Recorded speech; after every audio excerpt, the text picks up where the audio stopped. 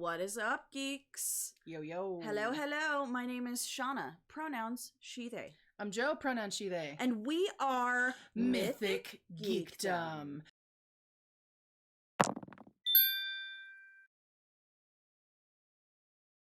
Today, we are going to be doing our review for the season finale of season 3 of The Mandalorian. Mandalorian! Ah! If you have not watched the last episode of Mandalorian, the season finale, please, please, please go watch that first, as there are many spoilers ahead. Many. So make sure that you're up to date. This is the way. This is the way. All right, friends, let's get into it. Let's get into it. So, Moff Gideon, he's all up in everybody's business. He's like, I'm taking everything that the Mandalorians have with their Beskar and their amazingness, and I'm gonna Jedi stuff. try to push it with the Jedi stuff for my own agenda. And everybody's like, this is not the way. We're gonna stop you. Massive eye roll, Moff Gideon. Right? Episode before, everybody's trying to stop Moff Gideon from what is going on. And we get Paz, who Epic has battle. to deal with the Praetorian Guard? Praetorian Hey, I Guard. said it right. The Praetorian Guard, the red guys, right? They come out and they whoop him. They whoop him so hard. But the reason I bring this up is because it is actually really important to the last episode. Yeah, that we see. it's important to the plot. We need to have a reason to think that the stakes It's are heightened, hopeless. that it's hopeless, that there's so much conflict going on that That's even good Paz storytelling, y'all. can't defeat 3 of these guys. They are formidable. Also, within the episode right before, we see Bo-Katan talk to the armorer as well as to both sets of Mandalorians and get them to work together. I won't say that they like each other. To work together and to work under Bo-Katan Kryze. Yeah. How did you think that went? I think it was done fairly well. It happened very fast. Mm-hmm. There wasn't a lot of time to develop that tension and the hey, we're gonna work together. It was mostly just telling us that there was going to be a lot of tension between them. There was a little bit of showing.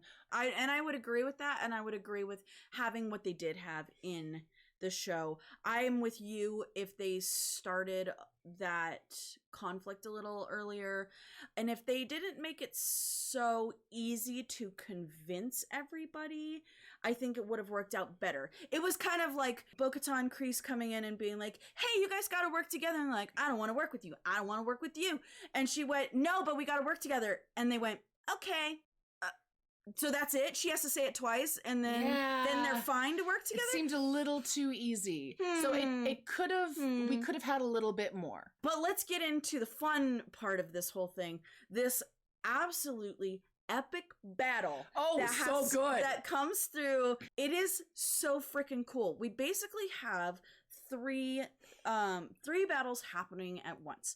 And we've got the armor and Bo-Katan Kryze, along with like the infantry. They all have their rocket packs, and they're having a full-on like artillery battle, but in the air. How do you think it was done? Do you think it was done well? What did you think? Okay, so it's the coolest thing ever, right? Like, Star Wars has always given us dogfights in space. Yes. Like, you know, the X-Wing versus the TIE fighter, and all those things are super fun, right? So we get on the ground infantryman fights. We got that like in the Clone Wars, and then you've got your one-on-one lightsaber battles and all those things. Those are super fun. This is an infantry fight, but it's in space. In the air. In the air. So it's like infantry dogfight. And it was so cool. It's like, I've never seen anything like this before. Yes. Rocket pack, one-on-one. It was hard to like, down. for me, it was hard to keep track of everything that was going on. Yeah, but really at that point, it wasn't about keeping track. It was about going, whoa, the scope.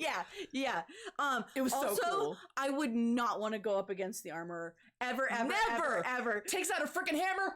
Go! Barbarian!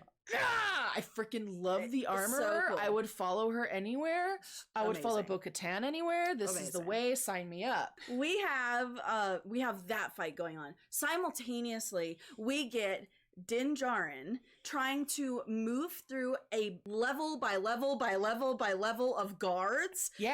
And have R5 taking down all of those force fields. All the force fields? Oh my, okay. R5 is everything in the whole, I don't speak binary. And he's like, okay, I gotta work with this guy. Doesn't even speak my own language. I can't even communicate to him that I'm going up against my own little mouse droids. Bruh. Yeah. Bruh. Wait just a darn Mando, minute. We're gonna be there. R5, take it down. I'm a little busy here. R5, take it down. They're swarming me, man. I love what they did with it. You have to understand, I absolutely love when we get a lot from droids and we can tell personalities and things from droids. So to see R5 and knowing R5 over the whole course of this season, how anxious and shy they are, and to go in and be like, I've got to go and infiltrate and deal with all of this stuff and help Din Djarin with these force fields and what I'm doing, and I've got, other droids coming out at me and everything, was very brave of R5. I thought it was really cute. Din Djarin being like, take you out, go again. Take you out, go again. And like picking up, it was so video gamey to be before I bring down the next thing, I'm gonna loot and take their weapons from them to do the next thing. This and just going the gauntlet on all of these guards. Amazing. Amazing. Sick. I love it so much. The R units are sassy as heck.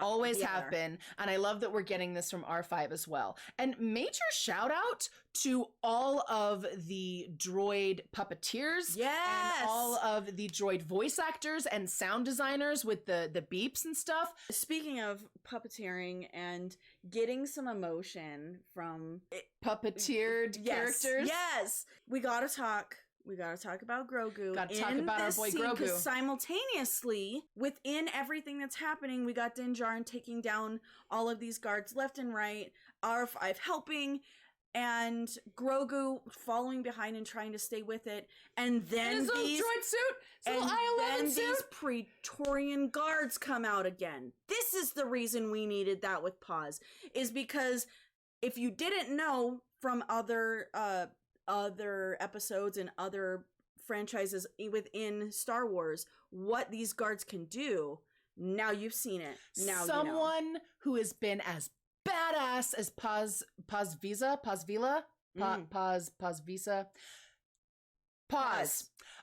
who's been as badass all season long, and then this is the way completely smoked by 3 Praetorian guards, completely smoked.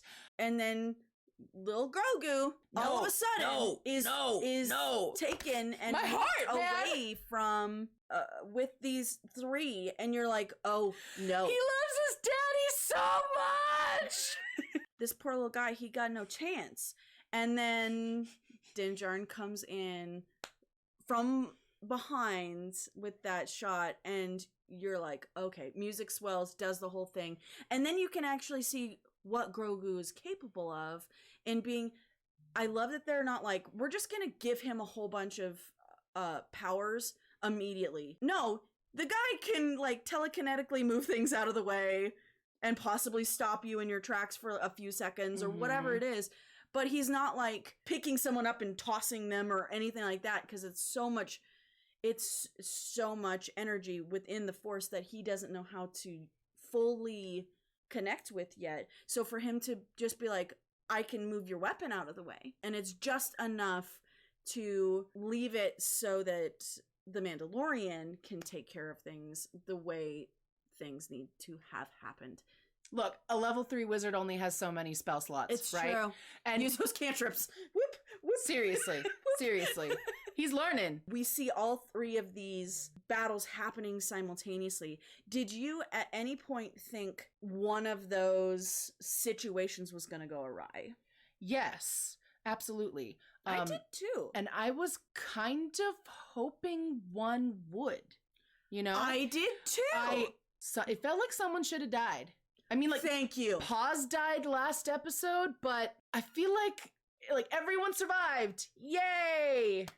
You see those three and you're like, it's got to go really good. Here's another really good for major someone, storytelling really bad thing. for someone else. Major storytelling thing. It's going to go great for this side, but there's going to be sacrifice on the other side, or whatever it is.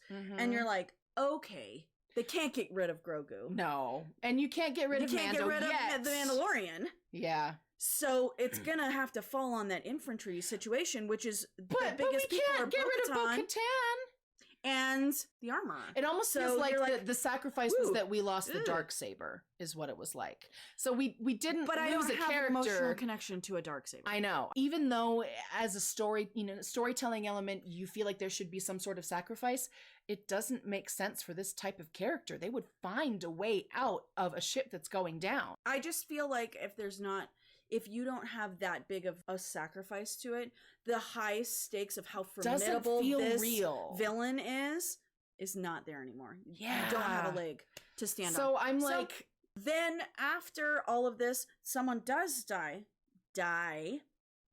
Moff Gideon is defeated. Okay. Fantastic. Love it. That was... First off, it was like kind of... Hold on. Moff Gideon. It was kind of on the par of... No. Padme? No! I'm like, so dumb. I know, as the fire comes against him. Okay, stupid. Really stupid money shot, glory death there. Whatever. Okay, it's fine. But it's he's gone. You gotta have... Exactly. Over dramatic. Let's go. Yep. It is a space opera.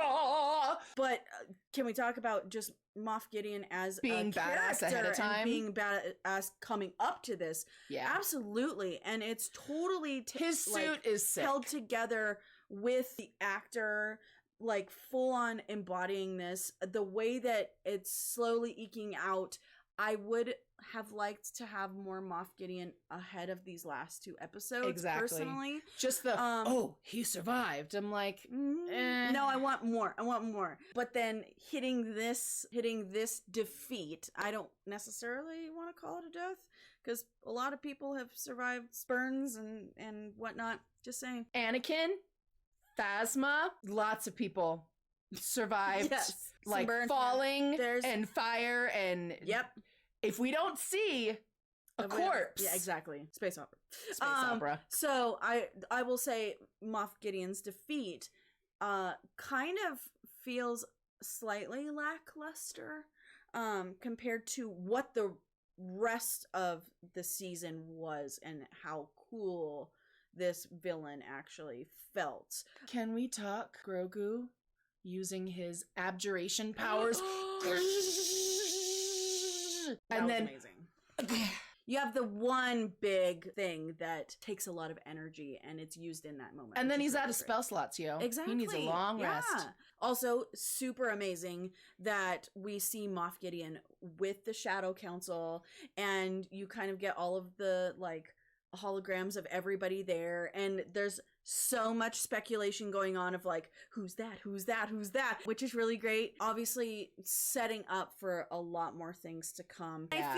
I feel like they didn't just use Moff Gideon as a vehicle to get to the Shadow Council. They made him his own villain. They did really good over the course of the season. Just within those last moments, it feels a little after the battle. The dust settles, everything is handled for now. And Din Djarin wants to have Grogu become his apprentice. And the armorer says no, because his parents aren't there to speak for him, and he cannot speak the creed. I love so much that this is basically the armorer just being like, well... I mean, that's one way of looking. It can't happen without this and that, so maybe someone just needs to kind of a lead in for sure. Oh, she's totally setting it up. She's like, dude, Din Djarin, do the thing. Din Djarin decides to, within this moment, adopt Grogu as Din Grogu. Din Grogu! So that he will be able to become his apprentice. It's the quote-unquote way. The only way. A little baby boy, official adopted son. I will let you know right now that within this scene, I got a knot in my stomach. A good one or a bad one? Exactly. Yeah. For those who don't know, I myself am adopted. So the Mandalorians, and the fact that they adopt everybody, every Mandalorian is adopted, basically. The sect side of the Mandalorians, yes. anyway. You have the genetic Mandalorians, and then those that say, we don't care about your blood, we only care about your oath. 100%. The fact that all of those are adopted Mandalorians is very near and dear to me. Everybody coming into this knows, of course, that Grogu is going to be adopted by Din Djarin. It feels right. It feels comfortable. It feels like where it should go. How they went about it and the moment that it happened is where I really had to wrestle with myself. Adoption within stories and storytelling often gets romanticized. As a person who is adopted, and quite a few of us feel that because of this, there is almost this need to fit and perform and to be what our adopted parents need of us. For me, seeing this moment and him going basically, well, the only way that we can get you as an apprentice is for you to join, not because you're you, Grogu, but because of what you will become. I will adopt you. And that really hurt. I wrestled with it for days after. Oh man. I didn't even think of that. Yeah. While adoption, of course, is a beautiful thing, I would hate for Grogu to now, within this moment, equate you adopting me. Son.